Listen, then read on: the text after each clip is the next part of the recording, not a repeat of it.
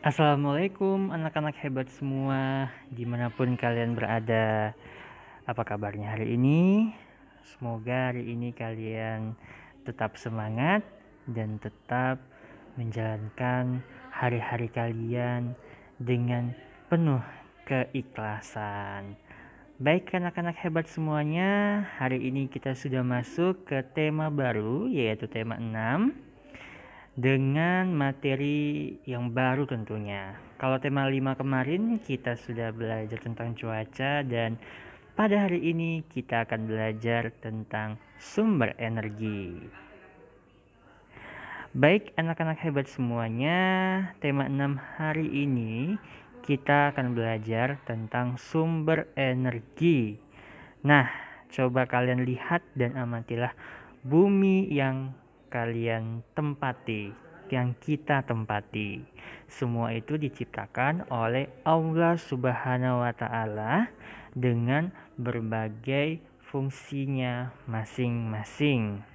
Di bumi itu ada matahari, air, udara, tumbuhan, dan hewan.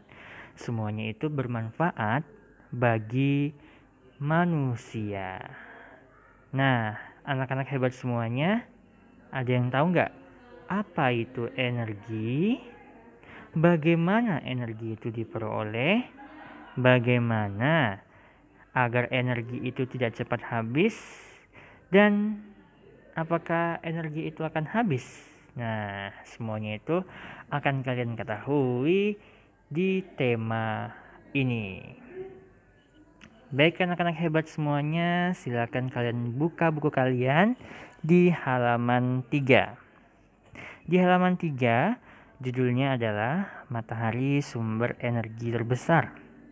Semua benda yang menghasilkan energi disebut sebagai sumber energi. Coba kita lihat pada pohon ini. Ini adalah contoh pohon ya. Pohon itu diciptakan, yang kita ketahui pohon itu melindungi kita dari panas matahari. Daunnya lebat dan cocok digunakan ketika kita panas, ketika kita terkena hujan, kita bisa terlindungi. Nah, tahukah anak-anak semuanya, pohon tersebut ternyata mengalami proses fotosintesis. Apa itu fotosintesis? Nah, coba disimak baik-baik. Fotosintesis itu adalah sebuah proses biokimia. Oh, sudah tinggi banget nih. Sebuah proses pembentukan karbohidrat dari bahan anorganik yang dilakukan oleh tumbuhan. Tumbuhan itu tumbuhan yang mengandung zat hijau daun atau klorofil. Nah, paling pahamnya seperti ini. Proses fotosintesis itu sangat penting dilakukan oleh tumbuhan, pohon untuk menghasilkan makanan dan oksigen. Jadi, proses fotosintesis itu menghasilkan makanan dan oksigen. Makanan itu berupa daun-daunnya untuk hewan atau untuk manusia, dan oksigennya itu untuk kita bernafas di bumi ini. Jadi proses fotosintesis itu adalah proses yang sangat berarti sekali hasilnya untuk kehidupan kita di bumi ini.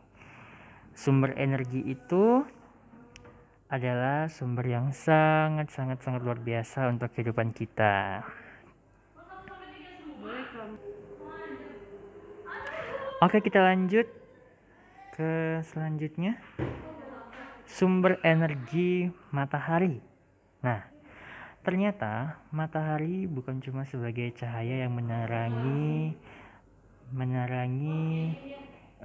bumi kita, tapi matahari juga berfungsi untuk memberikan sumber listrik. Nah, kalau kita tahu tadi, matahari itu berfungsi untuk membantu proses fotosintesis. Tadi itu apa proses fotosintesis itu?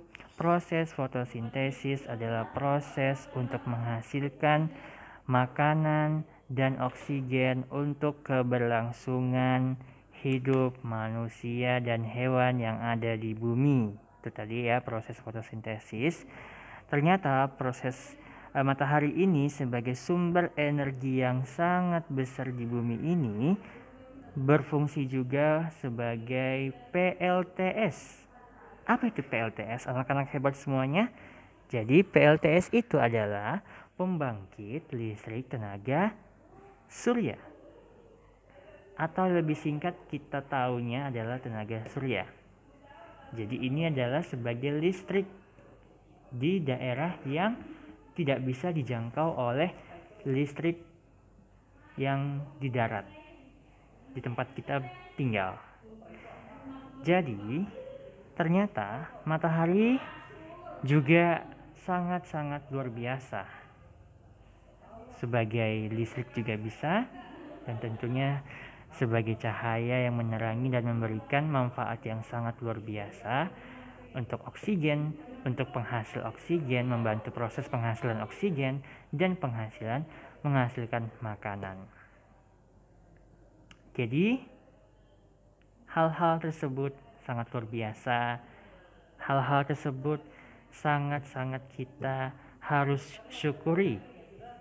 Sumber energi terbesar memberikan manfaat yang sangat besar untuk kehidupan kita di planet kita, bumi.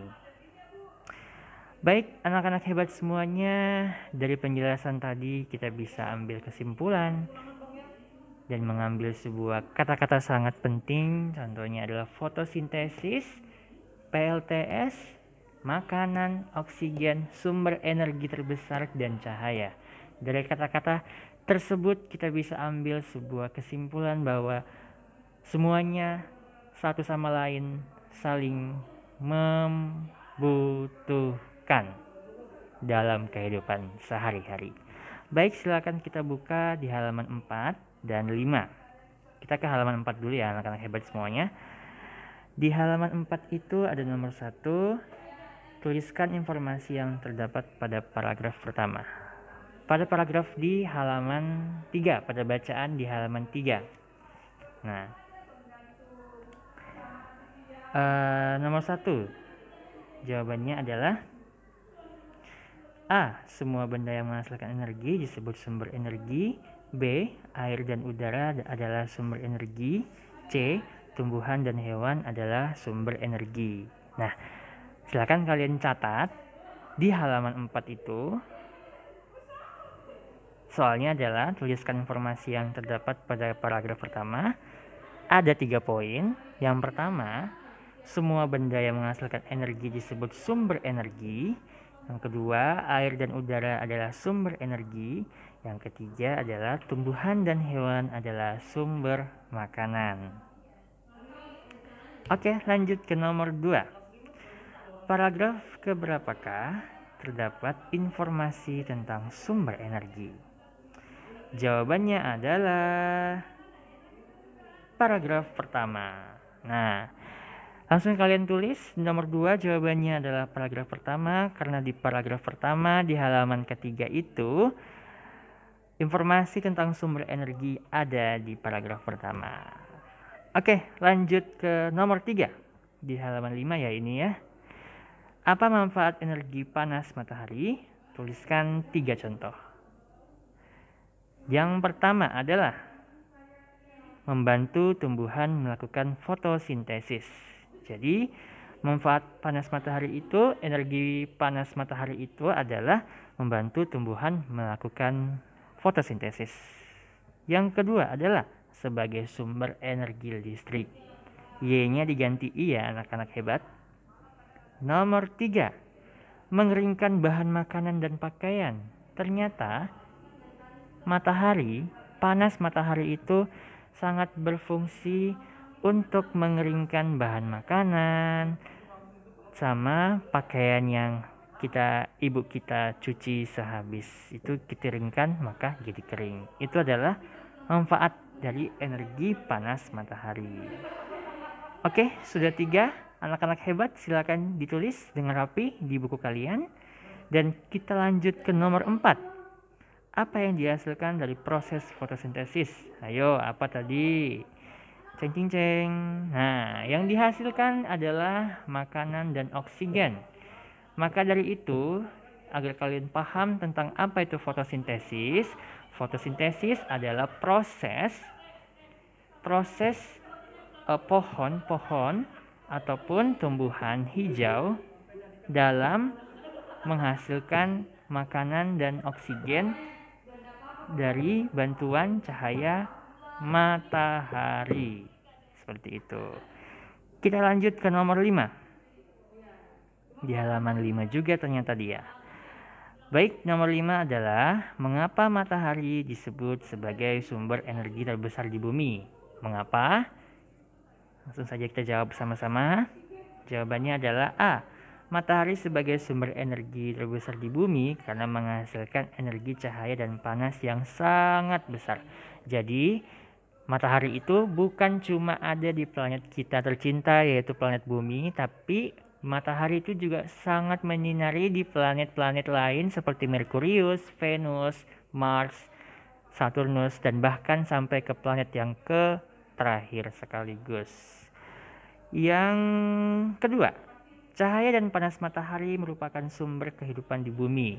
Nah, cahaya dan panas matahari itu, anak-anak hebat semuanya, itu adalah sebuah anugerah sumber kehidupan di bumi. Oke, anak-anak hebat semuanya, itulah dia tadi 5 soal. Jadi disimak dengan baik video ini, disalin jawabannya di buku kalian di nomor 4 dan nomor 5. Jangan juga lupa untuk dibaca di halaman ketiga. Oke, lanjut kita ke halaman 9 dan 10. Ada kegiatan yang lama dan ada kegiatan yang singkat. Perhatikan gambar berikut ini dan beri tanda centang pada gambar kegiatan yang waktunya lebih lama, beri tanda silang untuk kegiatan yang lebih singkat. Nomor 1 itu sampai nomor 5 Pak Hamdi sudah berikan jawabannya, tapi kita akan bahas bersama-sama.